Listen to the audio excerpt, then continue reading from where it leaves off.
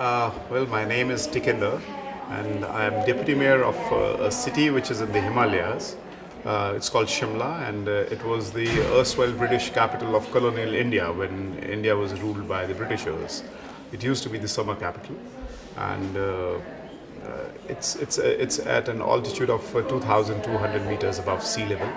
It's completely mountainous city where we have a population of more than 200,000 with a floating population of 100,000 every day coming in, moving out, and also more than 3 million tourists throughout the year.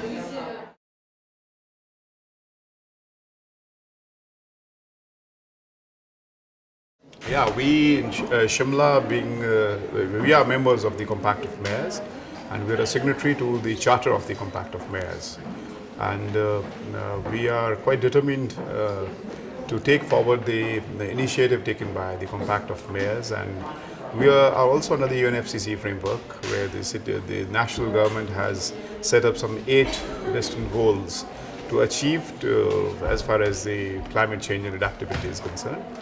We are part of that process.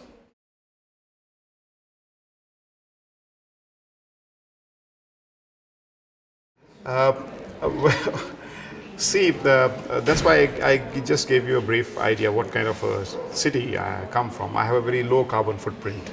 It's not more than 1.5 per capita. It's extremely low. And secondly, the movement of the people is still we have 45% who are pedestrians and 47% on public transport, and just 7% move in the private cars.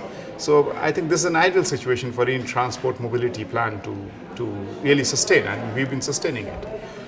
But despite that, despite being a town which is extremely clean, it's very green, we have 60% forest cover. And let me also narrate this hard fact to you that we don't allow, though timber used to be one of the biggest source of my revenue, of Shimla revenue for the town. But we have completely banned that. We don't allow even a single tree to be cut. Forget about cutting the tree, but we don't even allow chopping the branch. They have to seek permission from me, and only dead, dangerous trees are allowed to be cut. So it is this environment that we have created over the years of, I would say, 2 or 3 decades that has really led to a situation where we have increased forest cover. It's quite clean, it's green, but the effects of climate change are pretty evident.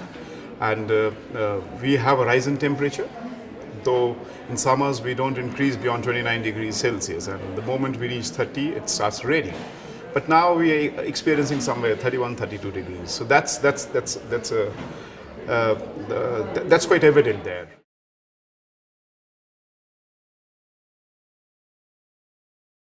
Simple reason, because when it's scorching heat in the plains, people tend to move up. So earlier we used to have visitors maybe 5 times or 10 times the population of the city.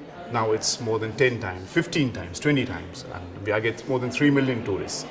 Which means I have to take care of water, we have to take care of water, we have to take care of solid waste and all that stuff. And I think now what really concerns us is the movement of the traffic, because just 20% of the households are connected with roads, and we don't want to connect roads to all the houses because it's a mountain.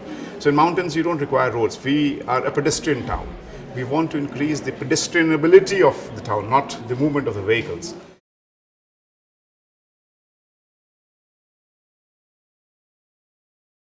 We have passed a comprehensive mobility plan which targets us 2030. In which direction do we have to move the town? And there where I have just stated earlier that we want to focus on the pedestrianization of the people. So we are building more pedestrian areas. We are coercing people from coming to the offices, to commuting in cars, and that's why you will find a unique feature that we are very soon going to launch in Shimla, and that would be the concept of odd and even cars. So if you have an odd number car, you come on Monday, but if you have an odd even car, you can't come on Tuesday, so you will have to pull it. And simultaneously building public transport. And recently we've signed a memorandum of understanding for a ropeway. So we are trying to move the people either on foot, because still 45% are there on foot, And also a new concept of cleaner energy, because ropeways is an ideal situation for a mountain city. So, and that's how we are intending to knit the entire town. And also because there is a threshold of a town. How much tourists can you really sustain? So if it's 3 million, almost 20 times the population, then it's extremely difficult for a town to sustain. There where we are planning to have a green fee on the tourists, so that we just restrict the movement of the tourists. Yeah. So it is in that direction that we are moving. And apart from the focus is also on solid waste management. But the priority is getting the mobility of the people, because it's becoming a real mess and a real chaos.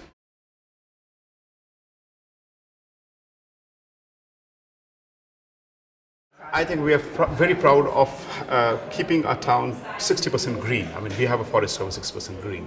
And this is imbibed into the consciousness of the people. I mean, it's a people's mandate that the trees are not to be cut. And anyone doing that really gets caught. That's one. And the second part is our solid waste management. You see, it's extremely difficult to understand a paradigm of solid waste management collection in a mountain city where you don't have collection, where you don't have connection of the roads. And still, if you're able to move to 85% and 90%, our target is to reach 100%. I'm really proud of that. How do we sustain that? And it's not that we've handed it over to someone else. The city government does it all by itself.